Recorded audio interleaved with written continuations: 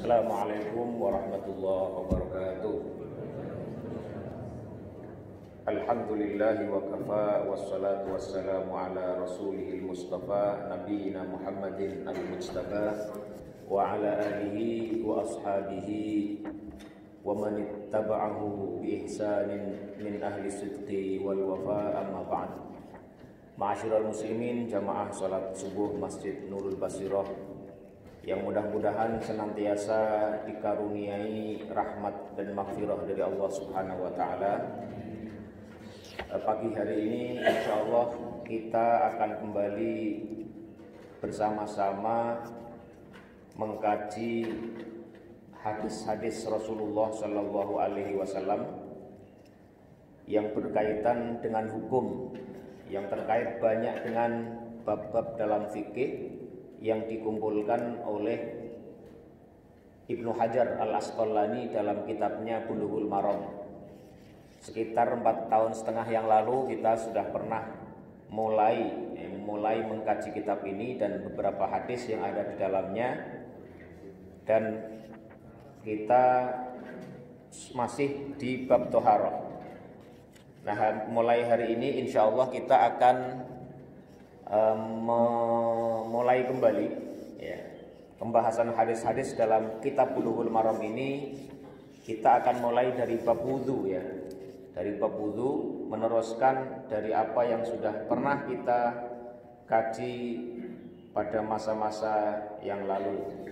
Nah, bapak yang dirahmati, ibu-ibu yang dirahmati Allah Subhanahu wa taala, kalau di sini ada kitabnya, boleh juga dibaca sambil dibaca biar kita lihat bagaimana matan redaksi dari hadis-hadis yang ada dalam kitab itu serta terjemahnya. Dan nanti kita di situ bisa belajar bagaimana cara kita mengistimbat hukum, bagaimana cara kita menyimpulkan satu hukum dari sumber-sumber asli, dari sumber-sumber hukum itu. Para ulama sepakat bahwa sumber-sumber hukum dalam Islam itu dari Al-Quran dan Sunnah, dari kitab suci Al-Quran, dari ayat-ayat suci Al-Quran, dan juga dari Sunnah Nabi Muhammad SAW, baik dari perkataan beliau atau perbuatan beliau atau takrir ketetapan beliau. Nah, dari sini nanti kita bisa tahu bagaimana kadang-kadang dalam satu hadis atau dari satu hadis yang sama, dari satu sumber hukum yang sama, itu bisa keluar kesimpulan yang beda-beda. Dari satu ayat yang sama bisa keluar hukum yang beda-beda. Dari satu hadis yang sama bisa ada terjadi perbedaan pendapat antara ulama, antara satu dengan yang lainnya terkait satu hal, terkait satu hukum tertentu. Nah, ini kita dari sini mudah-mudahan nanti kita bisa dengan belajar hadis-hadis hukum ini kita bisa lebih dekat dengan sunnah Nabi, lebih dekat dengan teladan Nabi, sekaligus kita lebih paham dan tahu bagaimana hukum itu disimpulkan, bagaimana satu kesimpulan tentang fikih itu bisa dihasilkan oleh para ulama, dan bagaimana mereka secara dinamis bisa berbeda pendapat antara satu dengan yang lainnya meskipun sama-sama kembali ke dalil yang sama. Ini. Nah, masyarul muslimin yang dirahmati Allah Subhanahu wa taala, pagi ini kita masuk ke bab wudu Dalam bab wudu ini ada kurang lebih 26 hadis yang disebutkan oleh Ibnu Hajar Al-Asqalani dalam kitabnya Bulughul Maram yang kita akan lihat. Dari hadis-hadis itu kita bisa tahu bagaimana kemudian hukum tata cara berwudu itu disimpulkan dari hadis-hadis Rasulullah sallallahu alaihi wasallam. Nah, ma'asyiral muslimin rahimakumullah, al-wudu kata wudu itu aslinya dalam bahasa Arab itu maknanya adalah an-nadhafah wal inarah, kebersihan dan kebercahayaan.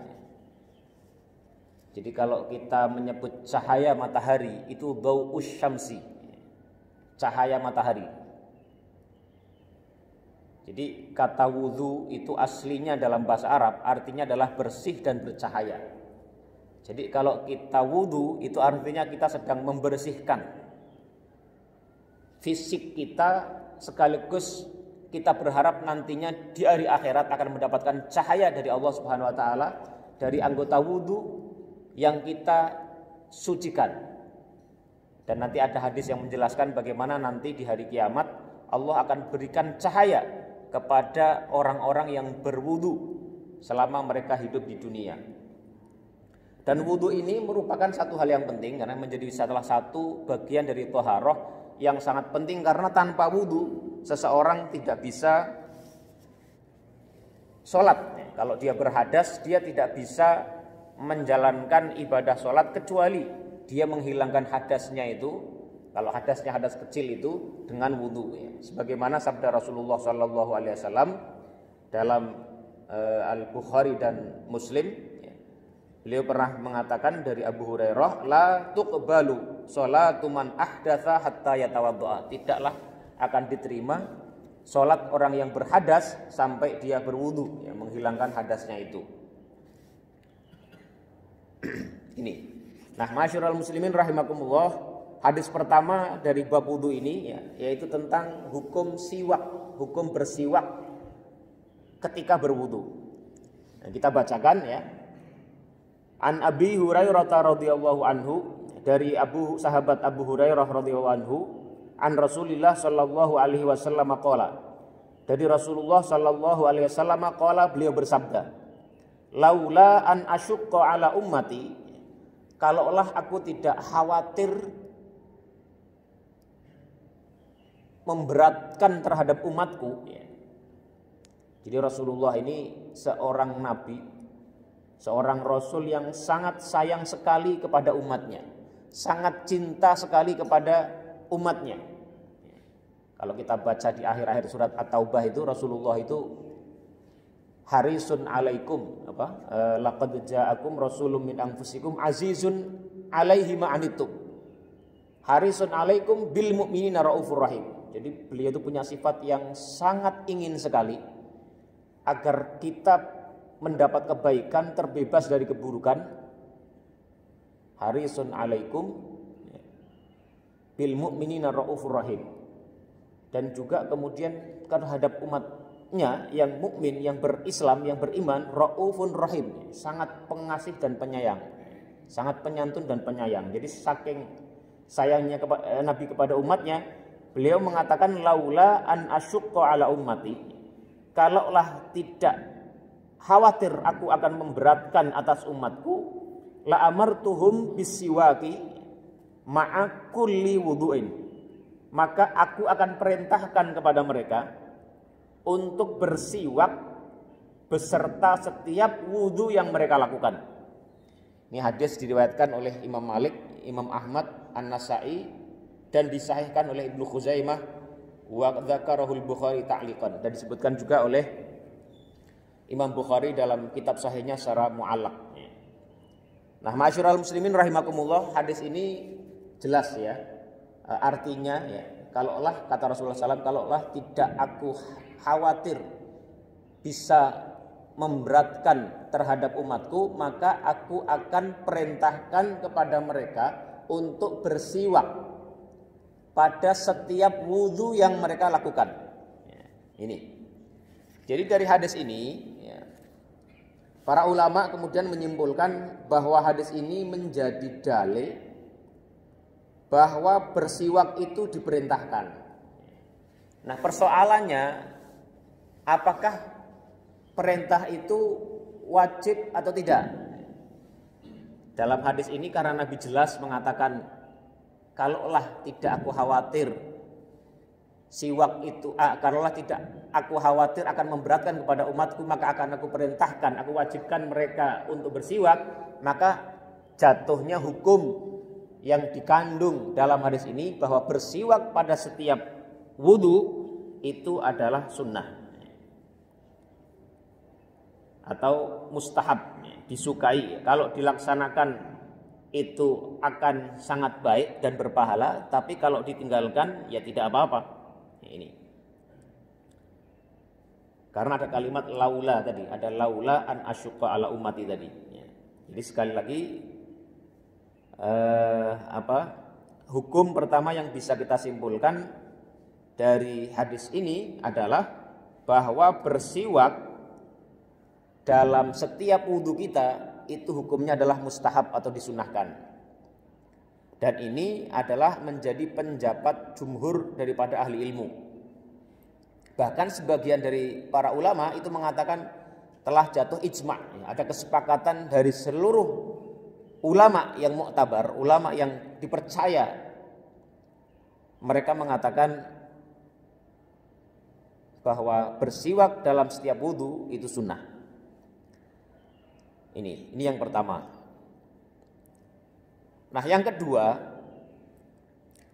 ada satu persoalan bahwa di antara riwayat-riwayat lain yang disebutkan oleh para ahli hadis terkait bersiwak ini, ada riwayat yang mengatakan bahwa Nabi itu mengatakannya bukan inda kulli wudu'in, tapi inda kulli sholatin.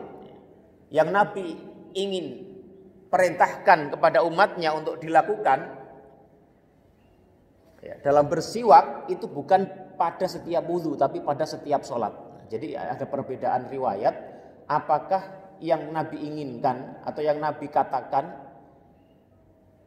dari keinginan agar setiap muslim itu melakukan bersiwak, apakah pada setiap wudu atau pada setiap sholat. Dan kedua riwayat itu dua-duanya sahih ya. Termasuk inda kulli sholatin, pada setiap sholat itu ada dalam sahihain, dalam Bukhari dan Muslim.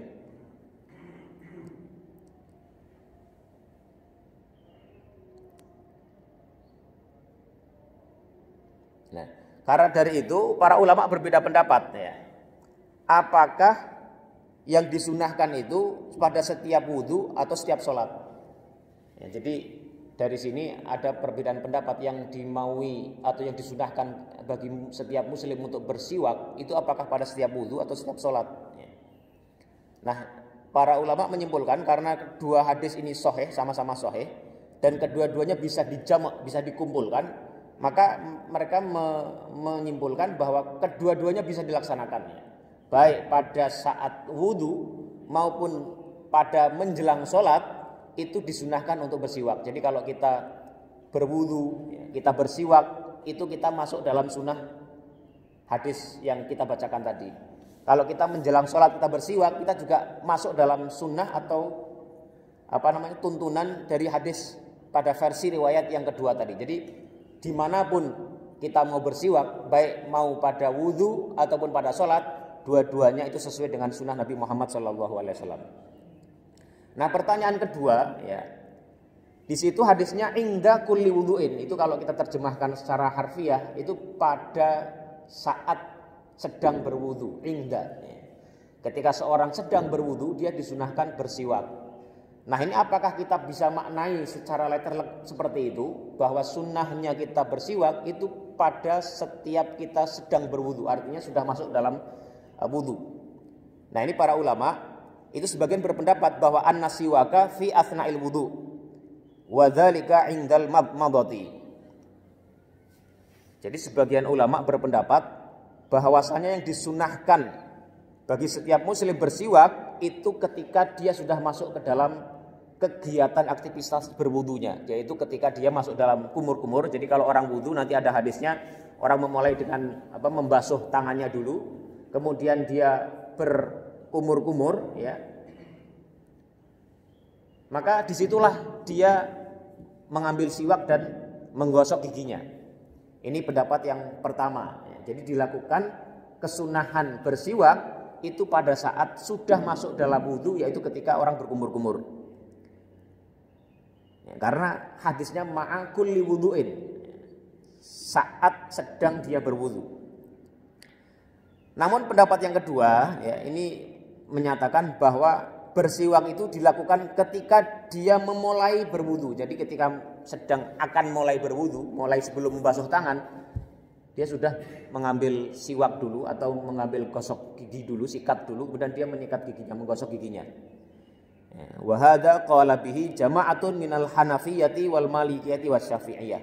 Sekelompok ulama dari mazhab Hanafi, Maliki dan Syafi'i, mereka mengambil pendapat bahwa siwak itu dilakukan ketika dia akan mau berwudu. Ya, ini. Jadi kalau yang pertama tadi karena menggunakan kata ma'a, dan kata ma'a itu dalam bahasa Arab artinya lil musahabah, maknanya untuk menjelaskan bahwa satu yang sedang dilakukan.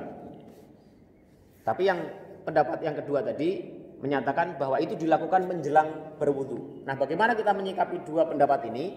Ya, sebenarnya kita bisa mengambil pendapat ini salah satu dari dua-duanya, ya, tidak ada masalah. Mau yang pertama maupun yang kedua itu sama-sama memiliki argumentasi yang ya hampir sama kuat lah. Karena maksud kata ma'a itu meskipun artinya secara letterlek itu lil musahabah, bahwa itu dilakukan pada saat bersamaan dengan wudu itu, tapi ketika orang menjelang berwudu itu artinya sudah masuk ke dalam wudu dia. Karena sesaat setelah dia menggosok langsung dia kemudian cuci tangan, itu merupakan sudah menjadi bagian dari wudu dia. Tetapi kalau menurut beberapa ulama ya, walikilal qaulaini wijhatun, dari kedua pendapat tadi ada wijah, ada argumentasi yang sama-sama kuat. Walakinnal adharo, tapi yang lebih zahir, yang lebih terlihat jelas ya, min nahiyati istiqra'i hadis Nabi, dari pengkajian sekian banyak dalil yang diriwayatkan dari Nabi, dapat disimpulkan bahwa bahwasanya ayyakuna siwaku qablal wudu, bahwasanya bersiwak itu dilakukan sebelum berwudu. Karena apa? Karena li'annahu lam yuhfad anhu sallallahu alaihi wasallam annahu tasawwaka athna al-madmadah, karena tidak ada satupun riwayat yang secara tegas yang menjelaskan atau menerangkan bahwa Nabi itu bersiwak ketika beliau berkumur-kumur. Saat waktu berkumur itulah beliau bersiwak, itu tidak ada satupun riwayat menjelaskan seperti itu. Ini ya, ini hadis yang pertama.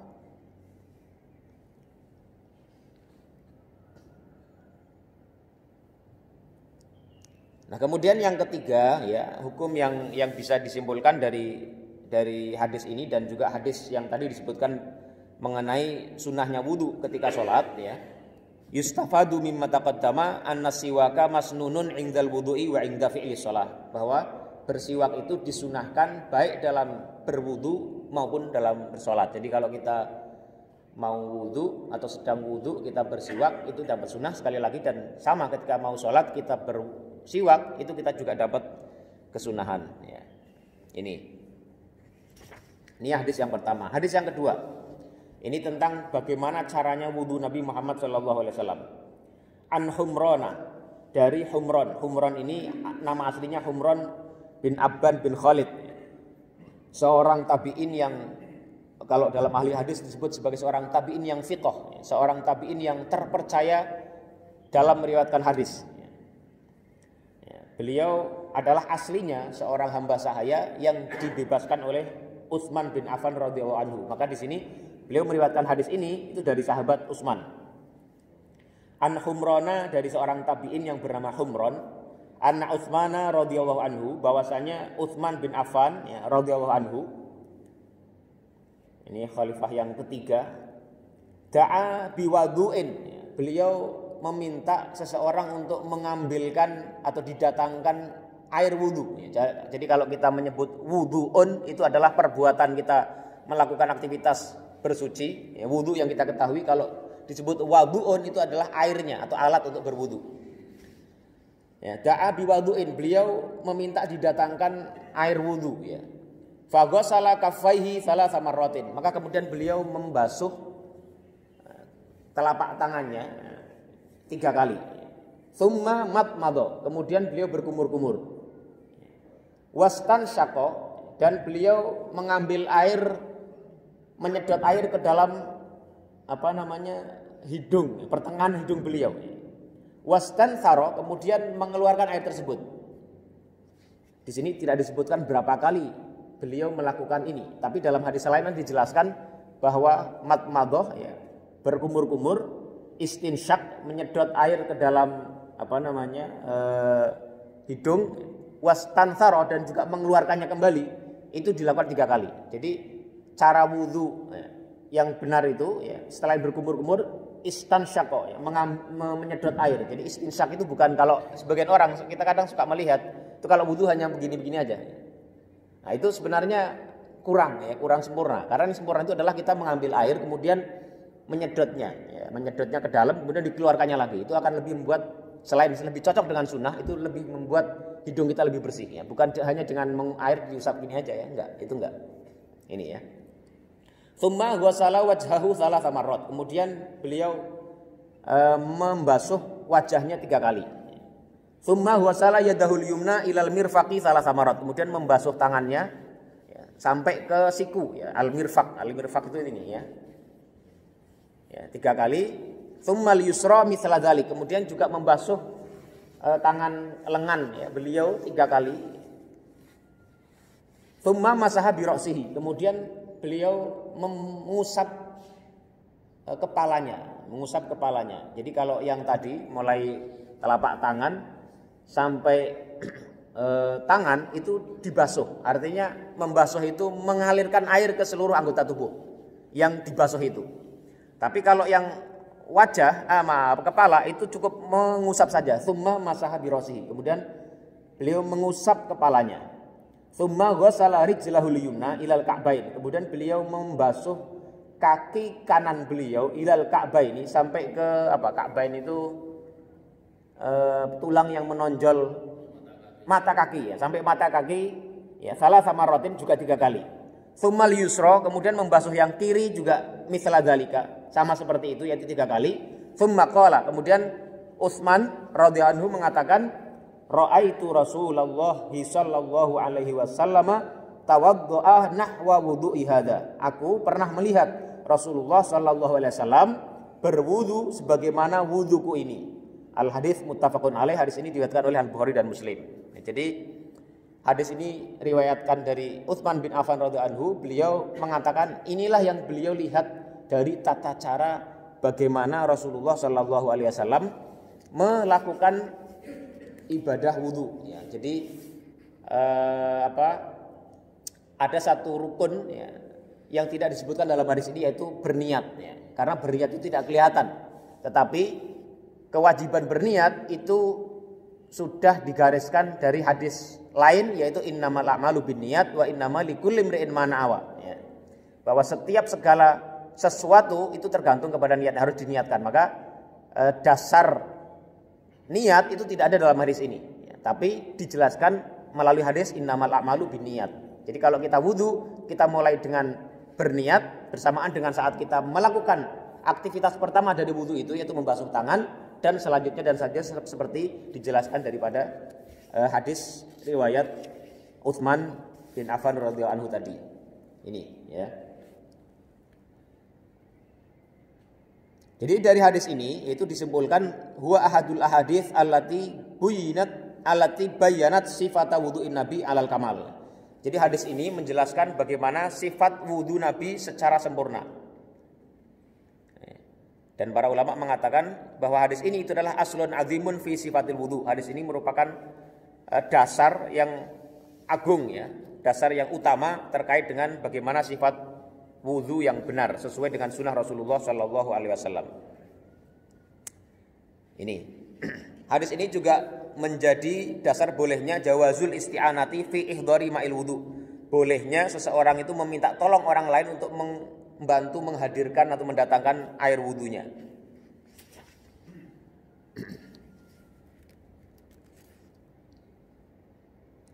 Ini ya. Kemudian hadis ini juga menjelaskan masyru'iyatil wudu bihadhil kaifiyah. Ini menjelaskan tentang disyariatkannya wudu sesuai dengan contoh yang disebutkan dalam hadis tadi. Nah, masalahnya apakah semua yang dilakukan di sini itu wajib? Jadi mulai dari membasuh telapak tangan sampai membasuh kaki, apakah semua yang diceritakan dari hadis ini itu merupakan rukun atau wajib yang harus dilakukan pada setiap wudu kita? Nah, para ulama ini berbeda pendapat ya. Pendapat mayoritas para ulama, yang jumhur ulama yang juga dipegang oleh kebanyakan ulama, ya, itu mereka menyebutkan hadis ini menjelaskan wudu yang sempurna, tetapi tidak semua yang disebutkan tadi itu wajib. Jadi memang dalam memahami hukum kadang begitu ya. Mengapa tidak semua yang disebutkan tadi wajib? Itu karena ada ayat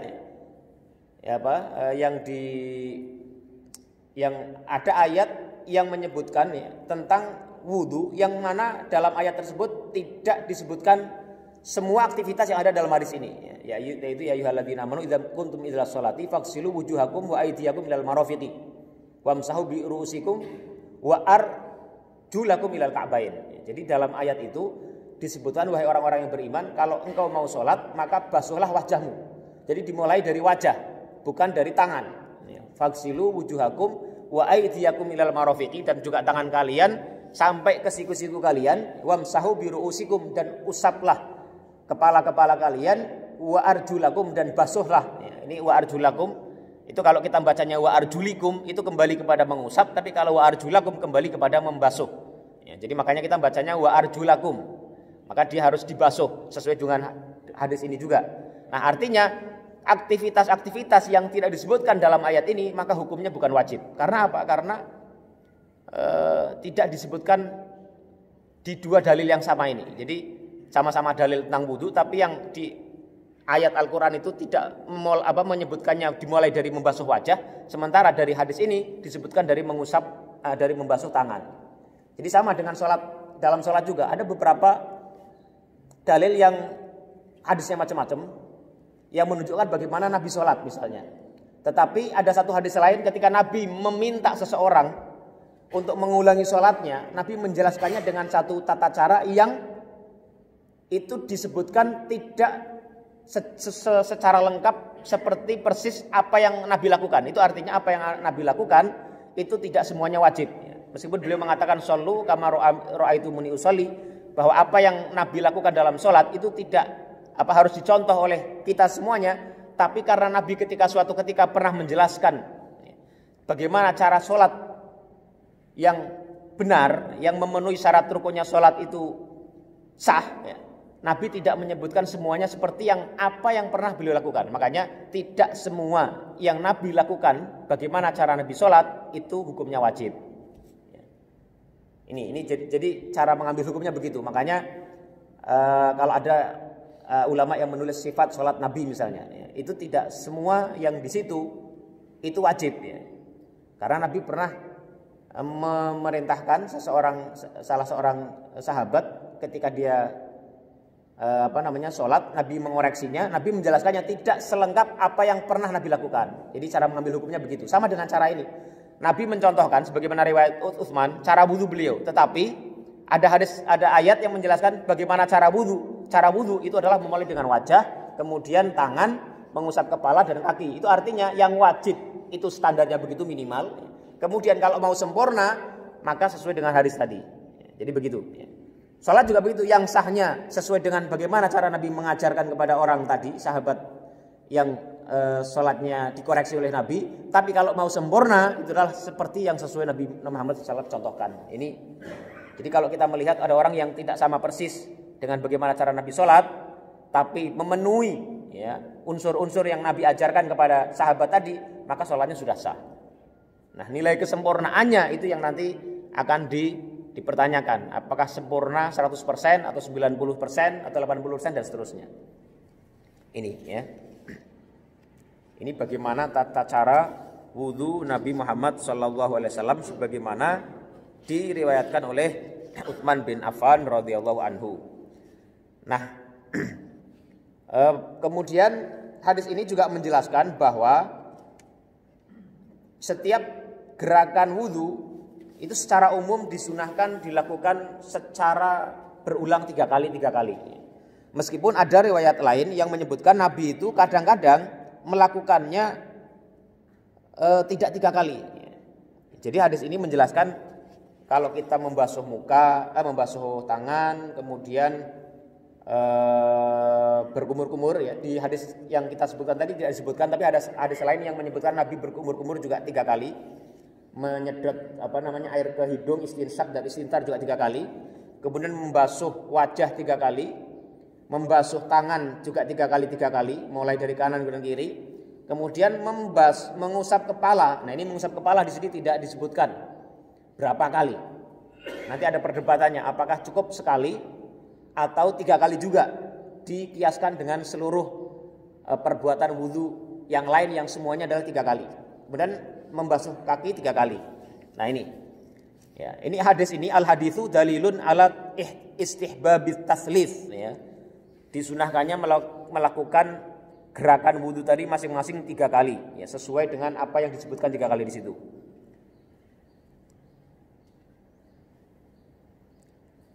Tapi kemudian ada pertanyaan ya, bagaimana kalau seseorang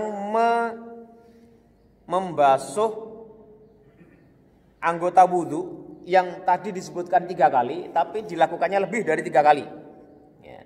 Ini di sini disebutkan la tajuzu ziyadatu fil wudhu'i ala thalathi marrat. Tidak boleh ya, tidak dibolehkan melebihkan aktivitas membasuh masing-masing anggota wudhu tadi lebih dari 3 kali. Nah, masalahnya adalah tidak bolehnya itu sampai haram atau sebatas makruh. Ini Imam Nawawi dalam beliau dalam Al-Majmu' ya. Dalam Syarah Nawawi ala Sahih Muslim.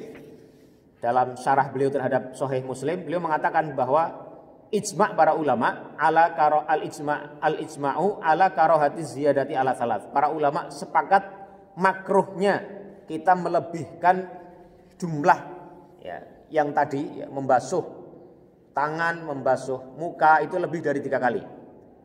Ya. Karena ada hadis yang diriwayatkan oleh Imam Nasa'i yang menyebutkan bahwa hadzal wudu'u faman zada ala hadza faqad asaa wa ta'adda wa dzalama. Jadi wudu yang dicontohkan Nabi seperti tadi ya.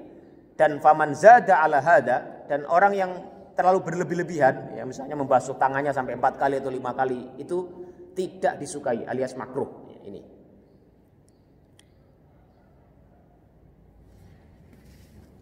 Ini hadis yang kedua. Kemudian hadis yang berikutnya, ya, hadis yang ketiga dari bab wudu.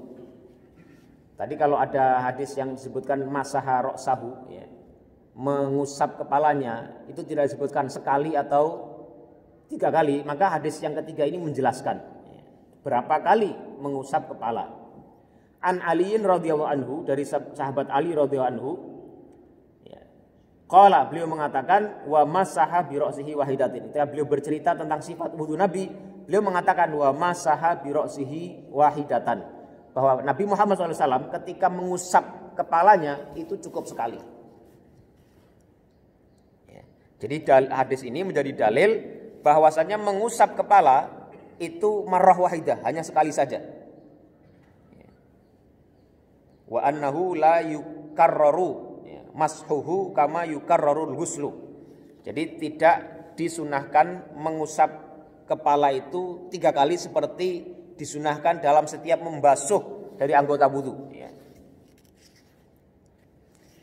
Ini ya. Wal qaulu bi anna ar-ra'sa yumsahu marratan wahidah huwa madhhabul jumhur. Bahwasanya sunnahnya kita mengusap kepala cukup sekali itu adalah pendapat jumhur ulama. Tetapi ya, Imam Syafi'i ya, dalam mazhab Syafi'i ya, itu mengatakan disunahkan mengusap 3 kali. Ya. Ini pendapat yang kedua, annahu yusra'u taslitsu mashir ra'si wa huwa mazhabus Syafi'i.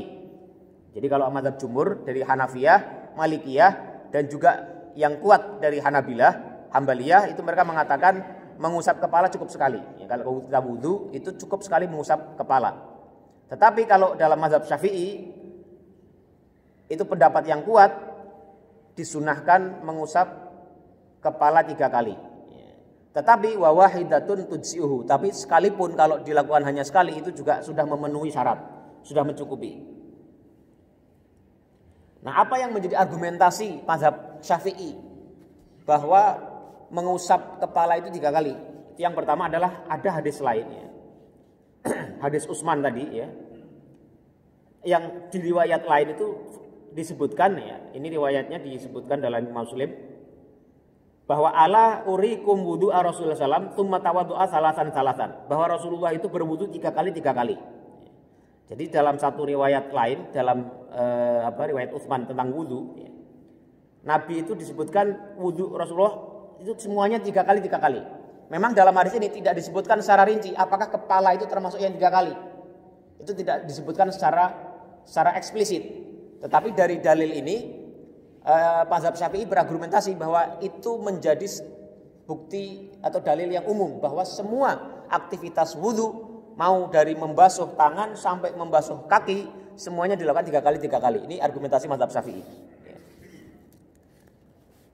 Jadi mereka berpendapat bahwa zahiru dzalika yashmalu masah ra'si, karena hadis itu mengatakan semua Nabi itu berwudu 3 kali, itu secara implisit dipastikan bahwa membasuh kepala juga 3 kali. Nah ini jadi bagaimana para ahli fikih, para ulama itu berbeda pendapat ya dalam memahami hadis, memahami satu sumber. Jadi pendapat yang jumhur itu sekali saja sesuai dengan hadis yang Abu Dawud tadi. Tapi yang dalam mazhab Syafi'i itu mengatakan disunahkan 3 kali. Karena hadis ini, ya, hadis yang terakhir kami sebutkan, yang hadis Utsman, hadisnya sama, hadis dari Utsman radhiyallahu anhu. Di satu riwayat yang lain dalam Sahih Muslim yang mengatakan bahwa wudu Rasulullah SAW itu 3 kali. Meskipun ya, tidak disebutkan secara eksplisit bahwa itu mencakup dengan mengusap kepala. Kemudian juga ada hadis dari Abu Dawud ya, yang diriwayatkan oleh Imam Abu Dawud ya, dari hadis Utsman juga, yang riwayatnya itu menyebutkan bahwa Nabi mengusap kepala 3 kali. Ini diriwayatkan oleh Abu Dawud dan Ibnu Khuzaimah. Ada riwayat yang menyebutkan bahwa Nabi itu mengusap kepala 3 kali. Jadi ada pertentangan, ada perbedaan hadis ya. Hadis riwayat tadi ya yang diambil oleh Imam Ibnu Hajar yang disebutkan sebagai matan utama dari hadis Bulughul Maram ini, itu yang diambil adalah yang mengusapnya sekali. Tetapi ada riwayat lain yang menyebutkan Nabi secara eksplisit melakukannya 3 kali termasuk mengusap kepala. Jadi ada banyak sekali riwayat tentang wudu ini. Nah, bagaimana kita mengambil pendapat ya monggo saja ya. Kalau kita mengikuti mazhab Syafi'i ya mengusapnya kalau mau sempurna 3 kali, tapi kalau mengambil pendapat jumhur ulama itu cukup sekali saja. Jadi kita nggak perlu geger ya kalau lihat ada yang kita mengambil yang sekali, lihat orang 3 kali, itu ada dalilnya. Ya, ada dalilnya. Yang kita biasa 3 kali lihat orang sekali itu juga ada dalilnya. Ya, jadi nggak perlu kita risih dengan orang di sekitar kita yang berbeda dengan kita. Ya, mau ngambil yang mana itu silahkan ya. Nah, masalahnya adalah nanti para ulama berbeda pendapat mana di antara hadis-hadis yang berbeda itu yang lebih sahih ya. Kalau yang pengarang kitab syarah ini mengatakan was sahih al qaulul awal ya. Beliau mengatakan yang lebih sahih itu yang pendapat pertama karena hadisnya lebih sahih ya. Allah alam bisawab. Ya, kemudian yang keempat, hadis yang keempat ya. Kaifiyatu masih ra'si. Bagaimana cara Nabi mengusap kepala? An Abdullah ibni Zaidin ibni Asimin radhiyallahu anhu, dari sahabat Abdullah bin Zaid bin Asim radhiyallahu anhu, fi sifatil wudu'i, dalam hal tentang menjelaskan sifat wudu Nabi, qala wa masaha Rasulullah sallallahu alaihi wasallam bi ra'sihi, dan Rasulullah SAW mengusap kepalanya.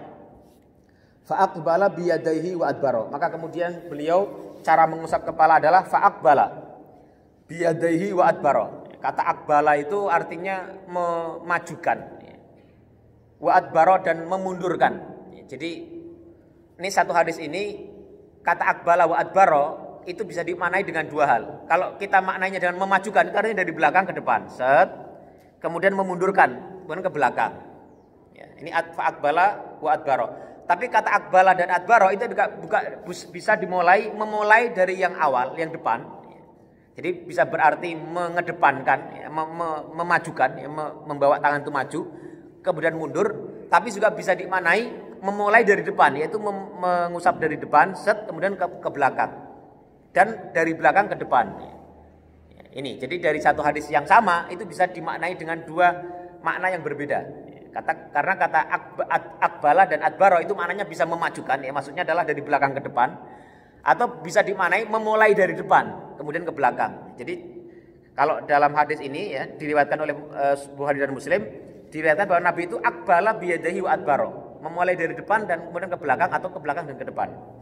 Tetapi ada riwayat lain yang lebih jelas lagi bagaimana cara wudu Nabi. Wa fi lafdhin, dari satu lafaz riwayat yang lain, bada'a bimuqaddami ra'sihi. Beliau memulai dari arah depan kepalanya. Nah, ini kalau ini tegas ya.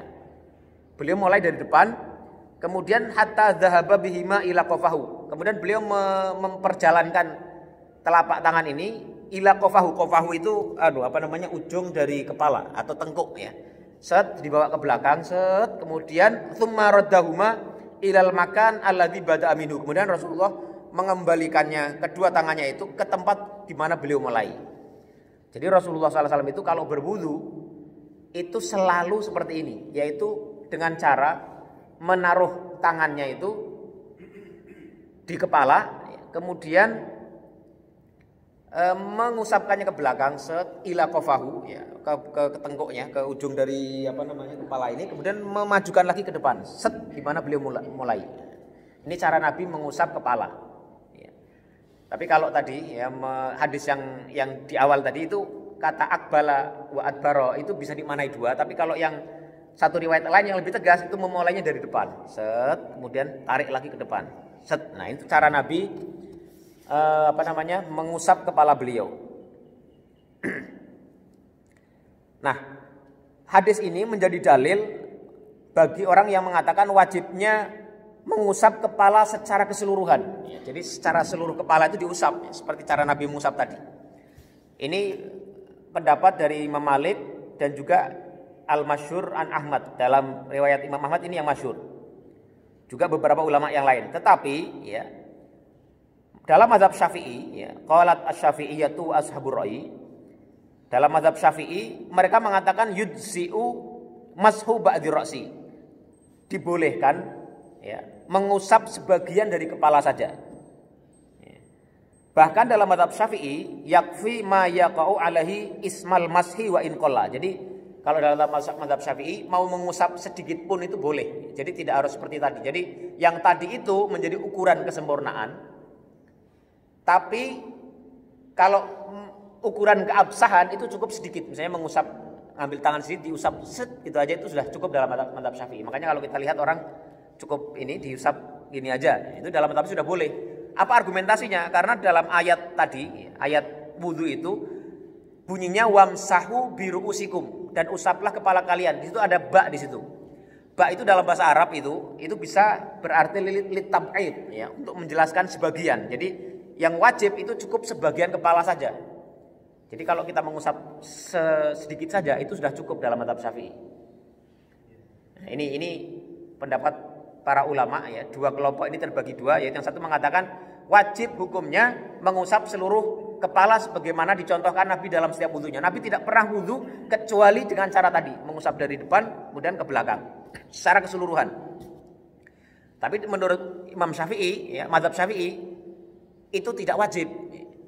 Karena apa? Karena ayat yang tadi yang menjadi dasar utama syariat wudu itu menyebutnya wamsahu biruusikum, bukan wamsahu ruusakum.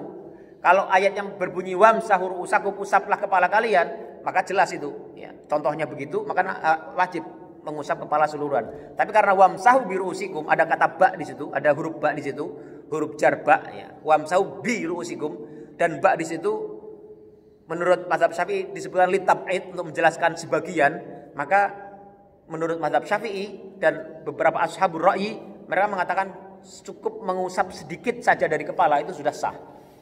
Ya, jadi ini menarik, ya, kalau mazhab Syafi'i mereka berpendapat sedikit cukup sah, tapi mereka menyunahkannya 3 kali. Tapi yang ini yang kebanyakan ulama mengatakan cukup sekali tapi harus seluruhan. Ini ya. Ini tata cara mengusap kepala. Nah, bagaimana dengan wudunya perempuan? Ya, mungkin ada orang bertanya, apakah wudu perempuan itu dalam mengusap kepala beda? Ya, itu ini dibahas juga di sini. Al aslu annal mar'ata karrajuli fi sifati masir ra'si. Bahwa pada dasarnya seorang perempuan itu sama, ya, dalam tata cara berwudu, termasuk dalam mengusap kepala. Karena tidak ada argumentasi yang bisa membedakan atau mengecualikan tata cara perempuan. Ini sebagaimana pendapat dari Sa'id bin Musayyib yang mengatakan dalam Sahih Bukhari itu disebutkan al-mar'atu bimanzilatir rajuli tamsahu ala rasiha. Perempuan itu sama dengan laki-laki dalam mengusap kepalanya. Nah, ada hadis lain diriwayatkan oleh Imam Nasa'i dalam bab mashul mar'ati rasaha, bab tentang bagaimana perempuan mengusap kepalanya. Itu ada hadis Aisyah radhiyallahu anha. Di dalam hadis itu disebutkan wa wada'at yadaha fi muqaddami ra'siha thumma massahat ra'saha mashatan wahidah ila muakhirih. Jadi kalau Aisyah pernah menyebutkan riwayat dalam Imam Sunan Nasa'i bahwa Aisyah itu pernah mencontohkan cara wudu. Beliau ketika mengusap kepala, beliau memulai dari depan. Wadu'at yadaha fi muqaddami ra'sihi, menerah tangan kedua telapak tangannya di bagian depan dari kepalanya, tsumma masahat ra'saha mashah wahidah ila muakhirih. Kemudian sekali beliau tarik ke belakang, udah selesai. Jadi secara umum sama mengusap kepala itu hanya sekali, ya, keseluruhan kepala. Tetapi kalau dalam hadis ini itu cukup sekali saja. Ya, itu perempuan begitu. Tapi kalaupun mau 2 kali, sesuai dengan hadis tadi, maksudnya dimulai dari depan, ditarik dari ke belakang ke depan lagi, itu juga nggak apa-apa. Jadi perempuan itu bisa memilih 2 tata cara ini. Bisa sekali usap seret ke belakang, selesai sesuai dengan hadis Aisyah ini, atau sesuai dengan hadis umum tadi, bahwa mengusap kepala itu dari depan ke belakang, kemudian tarik ke depan lagi. Ini ya.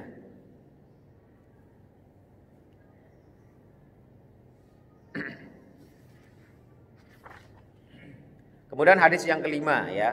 Hadis yang kelima dengan sifatu mashil udunain ya. Sifat atau tata cara mengusap kedua telinga. An Abdullah bin Amru radhiyallahu anhuma, dari Abdullah bin Amru radhiyallahu anhuma fi sifatil wudu, tentang bab tata cara wudu. Qala, beliau mengatakan, bagaimana tata cara Rasulullah berwudu, tsumma masaha Rasulullah sallallahu bi ra'sihi. Kemudian Rasulullah sallallahu mengusap kepalanya, ya, cara mengusapnya seperti tadi. Wa adkhala isba'aihi sabahataini fi udunaihi. Ya. Kemudian Rasulullah SAW memasukkan sabahataini fi udunaihi, memasukkan 2 sabah. Sabah itu adalah jari telunjuk. Mengapa dia disebut dengan sabah? Karena dia yang digunakan sebagai isyarat dalam kita bertasahud atau bertasbih ya. Maka disebut dengan sabah. Beliau setelah mengusap kepalanya, ya, memasukkan 2 telunjuknya ke telinga beliau begini, set, ya. Wa masaha bi ibhamaihi dhahira udunaihi. Kemudian Nabi mengusapkan ibham, itu jempolnya ini, ke bagian luar dari telinga beliau. Jadi set begini, kemudian ditarik dari ke belakang gini ya. Set gitu ya. Nah, ini. Atau ke depan juga bisa ya, karena hadis ini tidak menyebutkan apakah Nabi itu memulai dari atas ke bawah atau bawah ke atas. Tapi kalau secara pemahaman umum, kalau orang masukkan ke sini ya mesti jempolnya di bagian bawah ya. Jadi dia akan mudah mulai dari bawah tarik ke atas. Ini cara Nabi mengusap telinga beliau ya. Akhrajahu Abu Dawud wa Nasa'i wa shahahahu Ibnu Khuzaimah. Hadis ini diriwayatkan oleh Abu Dawud, Nasa'i, dan disahihkan oleh Ibnu Khuzaimah. Nah, dalam hadis ini tidak disebutkan bahwa Nabi mengambil air baru lagi. Jadi begitu mengusap kepala, set langsung begini, tidak perlu mengambil air lagi untuk mengusap telinganya. Ini. Jadi cara mengusap telinga itu dengan cara yang tadi begini ya.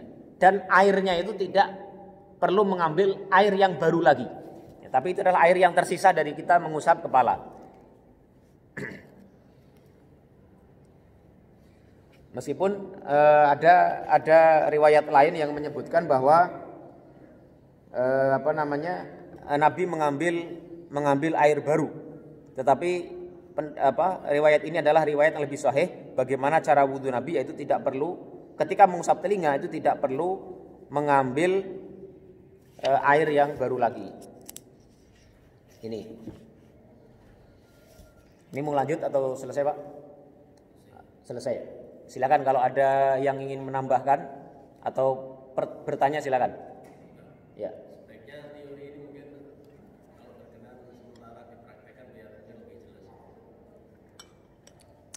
Ya. Iya. Atau nanti setelah selesai ya, karena ini nanti akan ada hadis-hadis yang lebih lengkap ya. Bagaimana juga cara istinsyak, ya, bagaimana cara istinthar ya, bagaimana membasuh tangan ya, sampai mana. Ini nanti insya Allah akan kita lihat ya beberapa hadis berikutnya. Tapi secara umum itu sudah jelas ya, ini sampai dari kita tadi mencuci tangan ya. Nabi hadis yang kedua tadi mencuci tangan ya, membasuh tangan, kemudian membasuh muka ya, membasuh muka ya. Nanti dijelaskan bagaimana muka itu batasnya apa ya. Kalau disebutkan dalam bahasa Arab kata al-wajh itu dimulai dari di mana biasanya rambut itu tumbuh. Dari sini ya, dari apa namanya?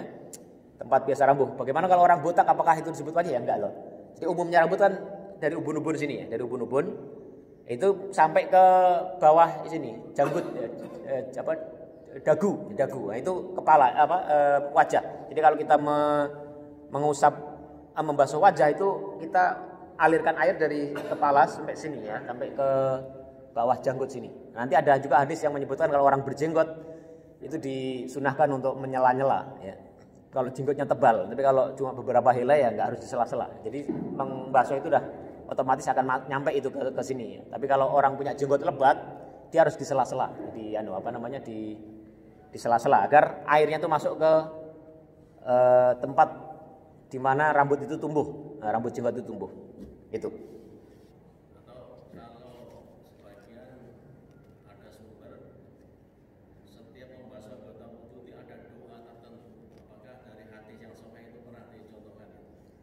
Kalau dari hadis-hadis yang sahih tidak ada, Pak. Tidak ada hadis-hadis yang sahih yang mencontohkan kita berdoa dalam setiap wudu. Tapi kalau kita misalnya berdoa ya mau sambil menghayati wudu itu, kalau saya berpandangan tidak masalah, tapi tidak menganggapnya sebagai sunnah. Ya, tapi itu hanya penghayatan terhadap satu ibadah, itu dia bisa melakukan itu ya. Tapi tidak mengatakan itu bagian dari sunnah yang dianjurkan, itu tidak. Tapi kalau kita menghayati misalnya ketika dia membasuh tangan, dia sambil berpikir bahwa tangan saya ini kadang-kadang melakukan dosa ya, mengetik di medsos dengan kalimat yang buruk misalnya, itu bisa, itu nggak masalah ya. Berdoa ya Allah ampunilah tanganku yang selama ini melakukan tindakan yang engkau larang misalnya. Itu bisa, karena ada riwayat yang menyebutkan bahwa orang wudu itu nanti dosa itu akan jatuh dari bagian wudu yang dia basuh. Jadi sebagai bentuk penghayatan dia terhadap wudu itu boleh dilakukan, tapi kalau menganggap itu sunnah yang harus dilaksanakan itu tidak ada dasarnya. Wallahu a'lam bishawab. Ya.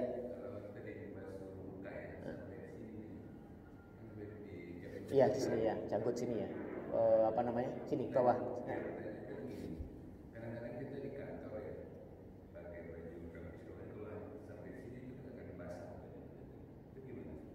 Ya tergantung. Jadi hukum itu begitu ya. Kemudian cara kita nggak basah gimana? Ya tergantung cara kita aja, Pak. Ya pelan-pelan saja. Ya. Taruh air itu di muka kemudian dialirkan. Nabi itu kan wudu, itu nanti ada riwayat yang menyebutkan Nabi itu kalau berwudu dengan air yang sangat hemat, sangat sedikit sekali.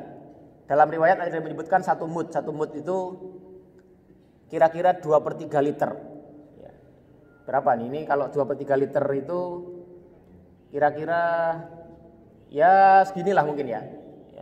Satu mud itu adalah takaran tangan orang dewasa yang wajar, itu satu mud. Nah kalau air segitu itu wudu Nabi wudunya dengan air yang jumlahnya hanya segitu. Jadi tidak berlimpah harus banyak, itu enggak. Jadi kita ambil air, yang penting dia bisa mengalir di anggota wudu kita yang diharuskan membasuh. Kita alirkan. Enggak harus semuanya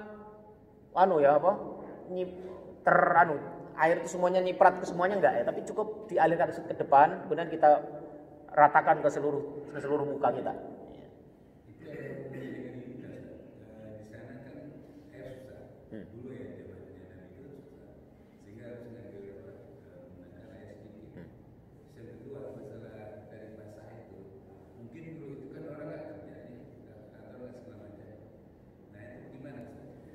Kalau masalah sedikit air atau tidak, itu para ulama sepakat ya. Bahkan kalaupun seseorang itu katanya wudunya di pinggir laut, itu tetap tidak boleh israf, tidak boleh berlebih-lebihan dalam menggunakan air. Dan ini sebenarnya sesuai dengan semangat orang zaman sekarang, Pak. Dimanapun itu nanti air itu akan menjadi krisis, Pak. Ya, Pak. Water security itu masalah air bersih itu nanti akan jadi masalah di masa depan. Jadi kita harus menunjukkan bentuk kepedulian kita pada lingkungan juga sebenarnya. Tapi sebenarnya jauh lebih dari itu, kita mencontoh Nabi ya, dan para ulama sepakat ya bahwa menggunakan air itu harus hemat meskipun tidak ada aturan dalam fikih manapun yang menyebutkan ada batas maksimal penggunaan air itu nggak ada. Hanya mereka mengatakan menggunakan air dalam bersuci itu harus hemat, harus sesuai dengan kecukupan yang standar. Nah kalau Nabi itu tadi menggunakannya hanya dengan 1 mud atau 2/3 mud. 1 telapak tangan atau segini itu sudah cukup Nabi wudu. Kita kalau safar itu kita pernah mempraktikkan cukup memang segini, dibolongin sekecil itu. Jadi ketika kita naruh air di tangan itu nggak harus penuh, itu nggak.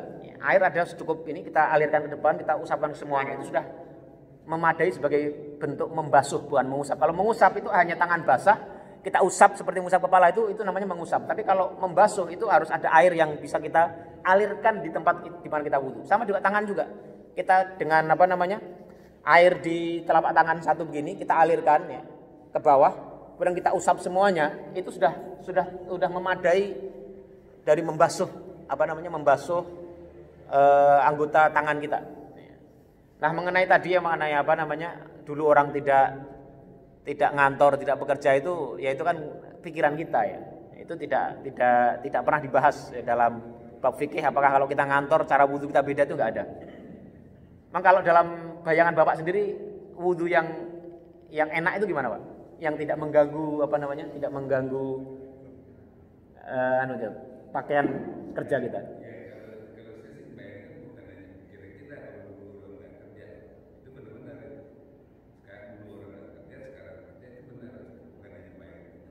Ya bukan, maksudnya cara wudunya karena sebab mereka tidak bekerja, maka cara wudunya begini. Kalau kita bekerja wudunya jadi berbeda, itu bukan begitu maksud saya.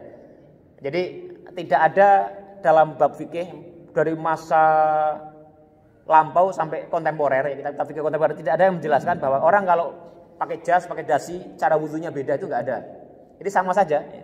Mengenai bagaimana tidak basah, pertama basah itu tidak berbahaya. Ya. Kedua, cara basah tidak basah itu ya tergantung cara kita gimana wudu.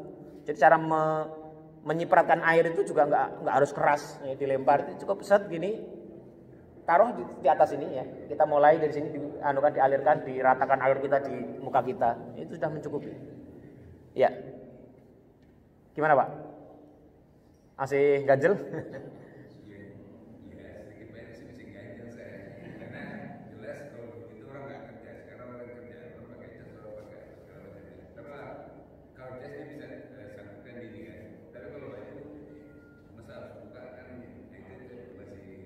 Ya kalau dalam bayangan Bapak, yang ideal itu yang tidak mengganggu itu yang seperti apa? Apa hanya diusap saja gitu maksudnya?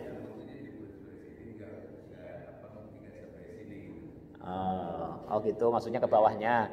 Ya itu Pak, kata wajah itu para ulama dalam bahasa Arab itu sebutkan itu mulai dari tempat tumbuhnya rambut, orang ukuran normal ya, ukuran rambut sampai ke sini, dagu sini ya, bawah janggut sini. Makanya nanti kalau ada bab orang yang punya jenggot tebal itu harus disela-sela. Karena apa? Karena dia harus biar bisa masuk ke sini. Ya. Karena kalau enggak ini ketutupan jenggot dia yang tebal.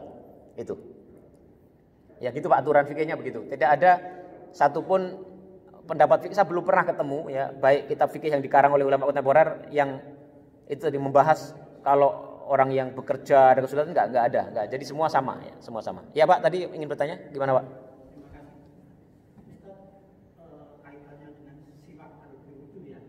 Apa siwak? Oh ya. Iya. Pakai kaki itu ya. Nah, kalau berwudu itu gimana Pak? Boleh pakai jari atau pakai sikat gigi atau malah pakai odol segala itu? Iya. Ya, jadi kalau zaman Nabi ya, ini kita bicara masalah zaman ya. Kalau memang Nabi itu menggunakan bersiwak itu dengan kayu ya, kayu yang kayu arok namanya. Itu namanya aslinya kayu arok. Cuma kita nyebutnya siwak karena memang dipakai untuk siwak ya.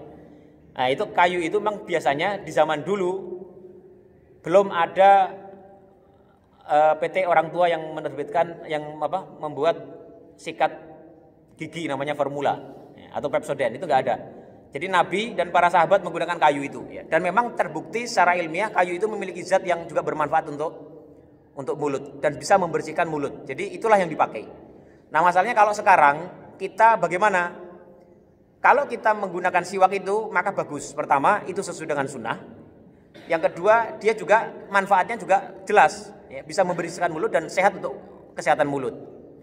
Tetapi kalaupun kita menggunakan sikat gigi, kita juga sudah memenuhi kesunahan bersiwak itu. Mengapa? Karena tujuan bersiwak adalah membersihkan mulut kita, bukan menggunakan kayunya ya, tapi menggunakan satu alat yang itu bisa membersihkan mulut kita secara sempurna, yaitu di seluruh sisi gigi kita.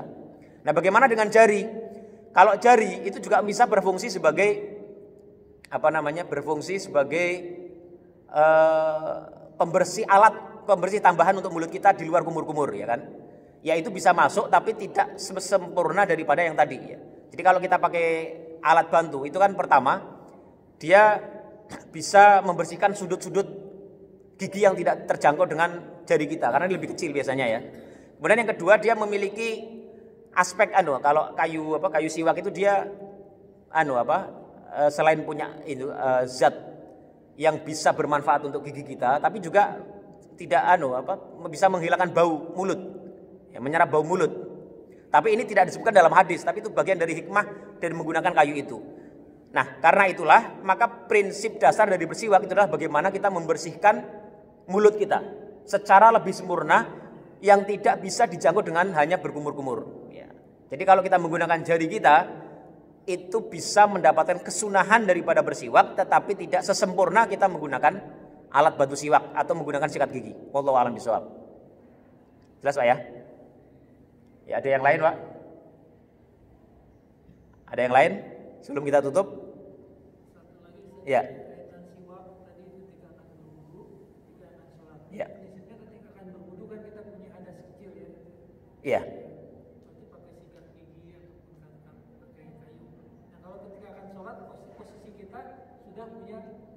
Betul. Ada beberapa yang sering melihat tuh orang yang ngantongin kayu siwak ya. Langsung sebelum sholat langsung siwak. Kalau kita nggak punya, berarti kan kalau kita mau gosok gigi harus bawa dulu.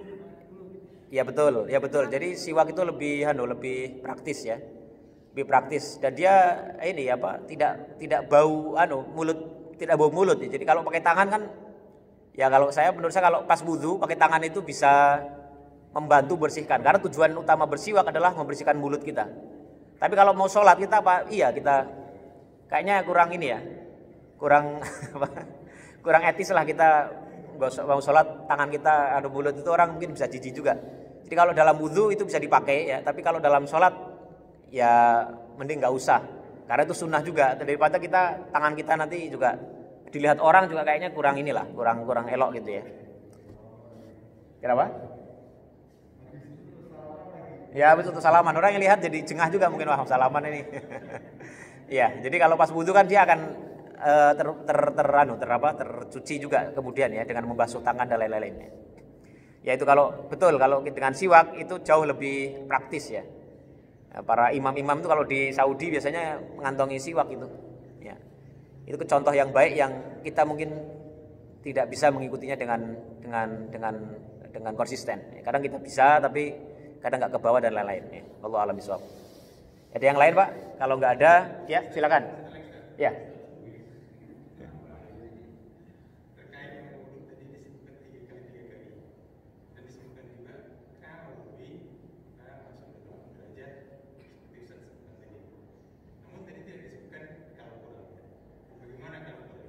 Ya, kalau kurang itu dibolehkan ya, karena Nabi itu pernah juga wudu sekali-sekali. Masing-masing 2 kali. Nabi juga kadang-kadang berwudu itu sekali, ada satu bagian wudu yang dibasuh sekali, ada yang 2 kali, ada 3 kali. Jadi ini satu hal yang sifatnya muasa, satu hal yang luas, tidak perlu kita persempit. Tetapi kalau mau sempurna, yang paling sering Nabi lakukan dan dicontohkan oleh para sahabat itu 3 kali, kecuali kepala. Jadi kesimpulannya adalah kalau kita berwudu yang paling sempurna adalah membasuh semua anggota tubuh 3 kali. Mengusap kepala itu cukup sekali kalau menurut pendapat yang tadi ya. Tapi kalau menurut pendapat Syafi'i itu sunahnya 3 kali juga ya. Kemudian bagaimana kalau melakukannya masing-masing sekali, selama dengan sekali itu sudah mengalirkan air ya, ke seluruh anggota wudhu kita ataupun 2 kali sudah mencukupi, maka itu dibolehkan. Tidak membuat wudhu kita menjadi tidak sah. Itu wudhu kita sudah sah, tetapi kalau mau sempurna masing-masing 3 kali. Ya, kecuali kepala tadi ada ikhtilaf ya, ada ikhtilaf. Kalau menurut mazhab Syafi'i sunnahnya 3 kali sama dengan yang lain. Kalau yang lain jumhur itu cukup sekali saja. Adapun kalau lebih dari 3 kali boleh, tapi masuk dalam bab makruh ya, tidak disukai karena itu termasuk berlebihan. Harusnya orang kalau sudah 3 kali itu sudah mencukupi, tidak perlu lebih dari 3 kali. Wallahu a'lam bishawab. Jelas Pak ya? Yang lain lagi? Kalau tidak ada, kita cukupkan sekian saja. Yang mudah-mudahan apa yang kita kaji pada pagi hari ini itu memperbaiki cara wudhu kita dan bermanfaat bagi kita fid dunya wal akhirah. Aqulu qauli hadza subhanakallahumma wa bihamdika asyhadu an la ilaha illa anta astaghfiruka wa atubu ilaik. Wassalamualaikum warahmatullahi wabarakatuh.